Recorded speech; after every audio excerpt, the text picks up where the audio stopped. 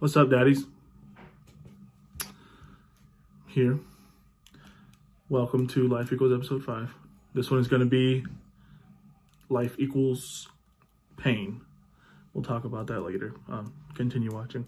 It's going to have to do with different types of pain, but we'll talk about it in a minute. Cue the intro.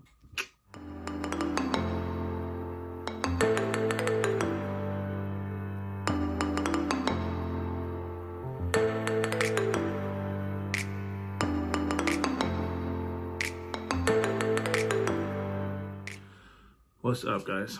So, like I said, this one's Life Equals Pain. So, we got, I believe this is episode 5. I'm gonna, kind of like the last one, I'm gonna start out talking about what, like, the definition is.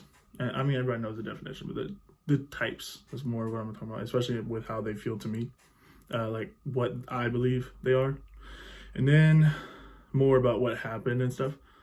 So first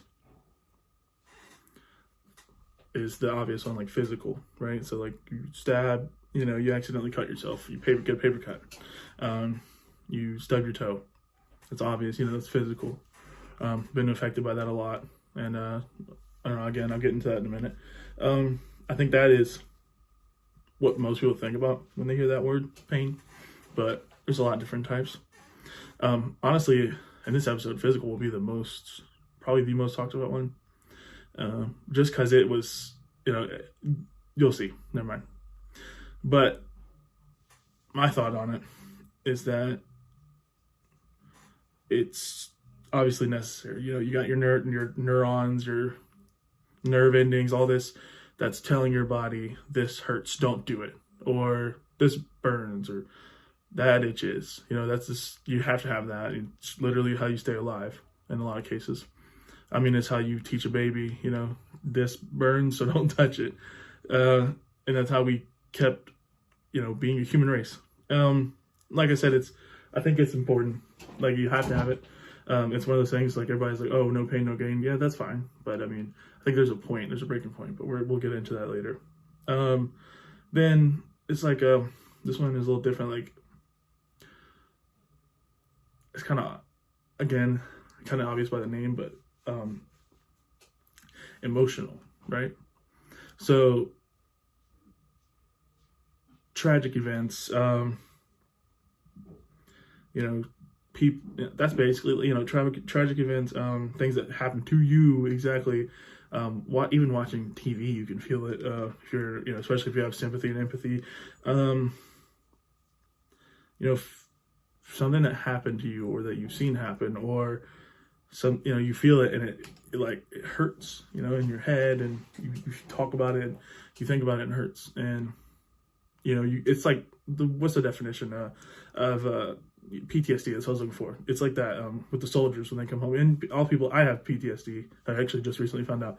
But soldiers come home with PTSD because of the things they've done and seen. And, it's like that. Like, that is what I would classify. I'm not saying all mental illness is emotional pain. I mean, actually, probably is, but that's not. It probably causes it, at least. That's not what I'm saying. I'm just saying that's giving you kind of a definition, my definition. So after that, we lead into how, me, basically how it's happened to me. First, the most obvious one is physical, right? So I've had a great deal of physical pain since I was a kid. It started with, I had asthma. We talked about this before. I had asthma, had to, wasn't allowed to go outside a lot. And that caused me to get overweight. And, I don't know if anyone is overweight. Like, it was part of it, that and, taking a drug that literally causes you to gain weight but not being able to work out or do anything. I got pretty large, and it was, that is obviously going to cause pain, in your joints and your muscles. I was always a chubby kid, even from, pretty much birth, but I didn't get, like, fat, what I would call fat, until 5th grade, and when I was, like, really overweight, and still am, but, semantics.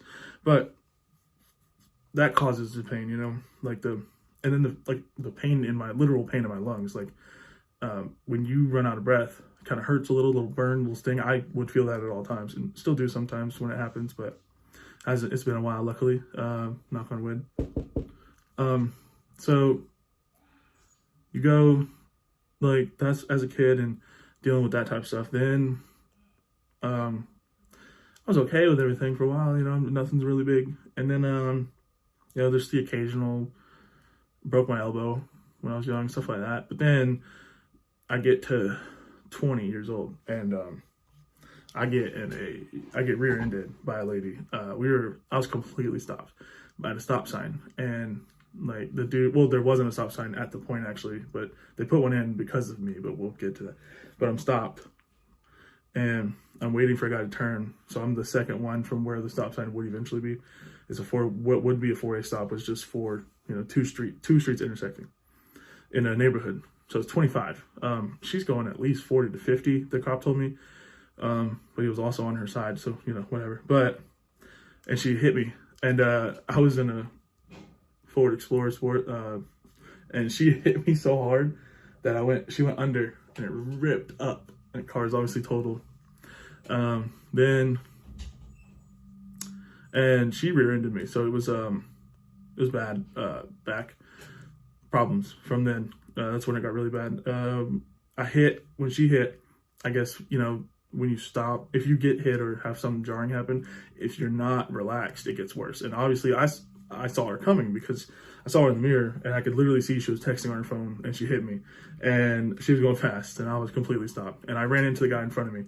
So it was me and my cousin in the car, and when she hit and went under and like jerked us up, it, I guess, screwed up my spine, right? So, and then also, which I still haven't done anything about, but I had my hand on the steering wheel, my left hand, and I tore a ligament in my wrist, but I've never done anything about it because it doesn't really hurt that often, just when it's really cold. But, so I go for, my back starts hurting. Go to the hospital, and because I wasn't going to, but my dad talked me into it. And then find out, like, I have minor whiplash in my neck, and they couldn't see anything wrong with my back at the moment because all they did was an x-ray because it wasn't an emergency. Then I go to about 6 months later, which is weird, right? It just starts out of nowhere. And I literally can't stand up straight, right? Maybe even a year, but that's how long it was, and I couldn't stand up straight at all. Like, I had to quit my job because it hurt too much. I worked at a car wash. It hurt too much to do everything. And I got an office job, but at that point I was literally like couldn't stand up straight. I was literally walking like Quasimodo, and at the office job, even, that shit was just so bad. I'm talking literal constant pain, like someone takes a knife to my spine and is just twisting it, and I can't stand up straight at all. I can't even make it, like when I'm laying in the bed is the only time I'm laying, as my back is just completely straight. And when I get up in the morning, it's terrible. It'll loosen up a little bit. I couldn't even stand up straight throughout the whole day. We go to about a full year after the accident. Actually, yeah, okay, so the accident happened in 2015. And it was 2016, so over a year, 2016, almost 2 years. Because it was early 2015. 2016, December, I finally talked to a doctor, and I ended up getting surgery, and I could fucking walk. Luckily, it took 2 weeks of recovery, which that was terrible, but it worked out. And I was good for honestly 3 or 4 months. No real pain, just the lingering pains of the surgery, and I could run and stuff. But then it came back, right? It was really bad on my right side, on my left side, I mean, and it came back, and it was on my right side this time. Because what happened was your spine, one of the columns, or whatever you want to call them, one of the discs ruptured, and when that happened, it caused the nerve to get pinched. And because of that pinched nerve, I had nerve damage, and I still can't feel certain parts of my left foot, which is crazy. If you stab it or poke it really hard, I'll feel that pain. But you rub it, I don't feel anything. But I go and good 3 or 4 months, and I'm all right, no real pain. Then it starts hurt. Like I said, it starts hurting, and I did physical therapy for like 3 or 4 months. And it was right when I stopped the physical therapy, it started hurting again, and I was already playing flag football and like getting out there and being active. But I just pushed through it for a while. And it's like, but it's the other side, and it to this day still hurts. So surgery basically did nothing, but it's way more bearable. I can stand up straight, I can run. I just can't do it for long. Then, so I still deal with that pain, my neck and my back, my lower back forever. I've dealt with it since the car accident, and I don't think it'll ever go away, but who knows? I don't want to do surgery again. But it's a big thing to have to deal. It's very mentally taxing and obviously physically taxing to have that pain at all times. I'm literally, at all times, just sitting here right now, I just feel like someone's stabbing me in the back a little bit. It's a lot better than it was, thank God. But, and in my neck, I constantly, my neck is stiff. I can't even fully turn to the right. Like, my left, I can turn all the way over here. My right, I can only go into here. And that's crazy. And that's never going to change probably. But I went, and I've been to doctors about it. Don't think I'm just like not doing anything. It's just, they know that the only thing they can do is surgery, because I've tried physical therapy once since then. I've tried twice, but the first time it wasn't for very long, so I don't really count that. And I've tried chiropractors, which they help for like a couple days, and then it's back to normal. So if I go to cut to 2020 and COVID happens, and we went over this about 40 times now, but a lot of shit happened from it. When I'm in that coma, this thing happens that I knew was a thing, but I never really knew anyone that happened to, so I didn't really know much about it. But muscular atrophy, right? So your muscles, they have to be moving and active to keep them, and not only to gain them, but to keep them. I didn't know that really. I mean, I've heard it, but I never understood it.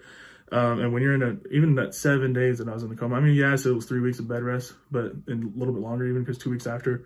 So like a little over a month of bed rest, but like in 7 days of complete no movement, you lose your muscles, all right? And it's like, I don't know the numbers, but I think I do know is that they told me that the first few days is really, really high loss, and then it starts cutting down to where you lose less and less every day, but you do lose. So I couldn't, obviously I couldn't even walk or anything when I got out of the coma at first. But I can do everything normal now. I can walk, I can kind of run. My lungs are still fucked, but I can't, I used to have muscles, here, and my arms are, I know it's hard to believe, but my arms are like super, super skinny compared to what they used to be. My legs, I used to have really solid legs, because not only am I carrying around a lot of weight all day, I actually did work out. And now my legs are, super skinny compared to that, and they're jiggly, and same with my arms. They didn't used to do that, because I lost that muscle, and so that caused severe pain all the time, right? So like you doing a squat, like a normal squat, no weight, you're gonna feel a little bit of tension in your legs. You should, but I start shaking instantly. That's how bad my muscles are. Lifting something over my head, even something that's like maybe 10 pounds, my muscles start shaking. I went from being a very strong person to not very strong at all. Like, I still have strength. Like, I still lift heavy things sometimes whenever I need to, but I have no like endurance, and it's all gone. And I'm slowly working it up. I'm doing things more active, and eventually I hope to be back to normal. But man, that muscular atrophy shit is no joke.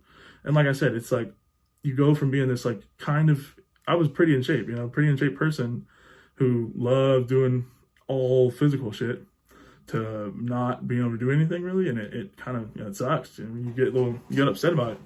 Start thinking like, what am I even like, what's the purpose? Like, I'm just sitting here like a potato now. And that's what I mean when I say it's mentally taxing, because you're always hurting. Like, everybody stubbed their toe. Imagine like stubbing your toe, but you feel it, that same pain, for 6 hours. That's how my back gets sometimes. And while it does hurt at all times, literally hurts 24 hours a day, but it gets to the point where I can just kind of bear with it and not even notice it. But like certain times when I'm doing something or I've done a lot, it hurts so bad where I'm just constantly feel like someone is just taking a little knife and saying, fuck you. And that shit, it gets to you, not even just the physical part. It just gets to you because you're like, why is this happening? And then you just feel it. You want it to stop. Not like, I just don't know what to do with it. And it's not like a normal, for those of people who have chronic pain, they'll tell you like, it's not like just stubbing your toe. Like I said, it's like stubbing your toe and you feel it for 6 straight hours, or biting your lip or busting your lip. Let's just say that. And instead of just that little, like maybe 20 minutes of pain, you feel that pain for like 2 or 3 days. and constantly. No, like, oh, it just hurts because it's sore. No, it's that same exact pain of biting your or busting your lip. You know, and that's what people don't get.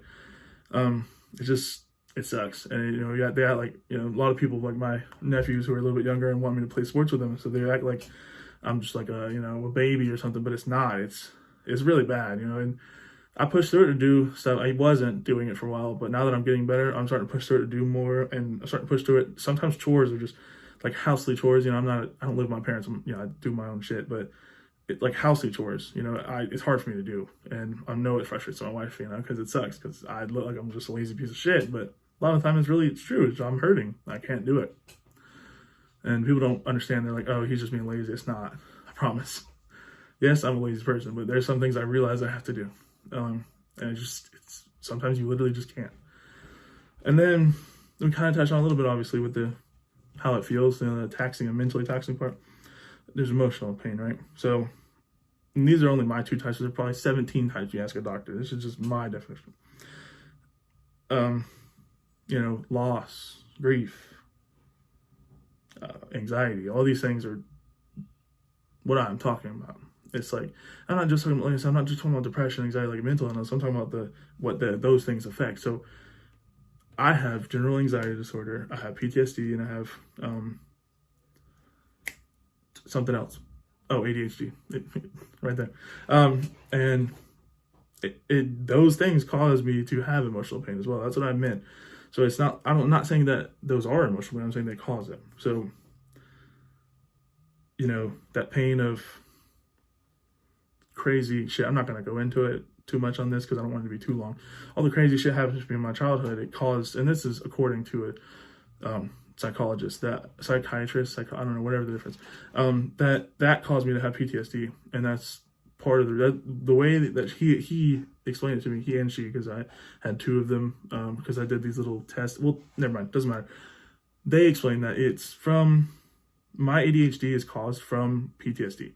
So things that happened to me when I was a child and adulthood, because that's why I still have it and it's worse, my ADHD caused my ADHD. It's not like I was just born with ADHD, and it's because my brain fills up. This is the way they explained it. It fills up with the bad stuff because I start thinking about it and start having the post-traumatic stress disorder, the disorder of it, which is a form of anxiety disorder, which I also have general anxiety disorder, which makes I just worry about everything. And it makes you feel, I guess, makes you forget stuff, where I'll completely forget what I was saying all the time. I'll, you know, just completely like forget I'm doing something, stuff like that. You know, I can't sit still. I get like restless leg syndrome, stuff like that. But we're not going to go into mental illness. That'll be another episode, but that's what I mean. Those things that cause me emotional pain caused my mental illness, which is weird. So it's vice versa, in my case. And you know, the few things that I remember that I will talk about, because again, I just don't want to make it too long, is, you know, I just remember how hard it was, you know, it's typical stuff, you know, some of it, and a lot of it's not typical stuff. I had a crazy life, like I said. Just the typical, like, your parents get divorced. You remember that stuff, and it's bad, and, you know, my parents weren't great together. They argued a lot, you know, stuff like that. And again, maybe I'll do another episode one day about the stuff that happened to me when I was a child, but we'll see. But then, you know, you get to older, and teenage years, and you know, you have siblings who are on drugs, and you know, you have cousins who are on drugs, you have everything, and it's just like, they're not just on drugs, they're addicted to the point where they will do bad things for those things, and it causes you to be a different person because you're always worried, like, what are they going to do to me, or like, what are they going to do themselves? Are they okay? Is this going to be the last time? You know, and eventually it turned out to be, you know, unfortunately with my brother, and you know, it sucks, but those type of things cause that emotional pain. And then again, like I just said, losing my brother caused emotional pain. And that just is a whole different feeling. And people when they think pain, they only think of that physical, you know, pinch yourself. It's not. It's also, there's at least 2 sides. I know there's, like I said, there's probably 17, but there's 2 sides that I know of. And that other side, you can't see it. You can't fix it the easy way. There's no putting a Band-Aid over it or icing it. It's just, you feel it well, it depends on the person, but I feel it in my chest, you know, I feel it in my head, and I just feel that pain. Like it's clawing at me, those things that have happened, those things that I think will happen with the anxiety. And it just causes, it's like and again, this wasn't meant to be a depressing episode. It's just true, you know? And I think people don't realize that everyone's got something. That's why you try to be nice to people, because what's the point? You don't know what they're going through. You don't know what, like me, not only do I have terrible chronic pain. People don't know that and don't care when they do know, because they don't understand. I have things that have happened to me in my life. So like when I maybe snap on you about something, it's not because I'm an asshole, you know? I mean, I am, but that's not why. It's because, you know, sometimes you just said the wrong thing because you don't know what happened to me. So like, don't, just be nice to people. Like, try to understand, be more caring. It's like, that's the whole point of this, is like, this episode is like, it's just, you don't realize what people are going through, and pain is not just something that you can see or fix, you know? So that's going to be it for this episode. Thank you for listening. Life equals pain. Don't forget, like, comment, and subscribe. Please, please, please. If this video gets 1 million likes, I know this will never happen, that's why I say it, I will pierce my nipples and then put a chain across. All right? Peace.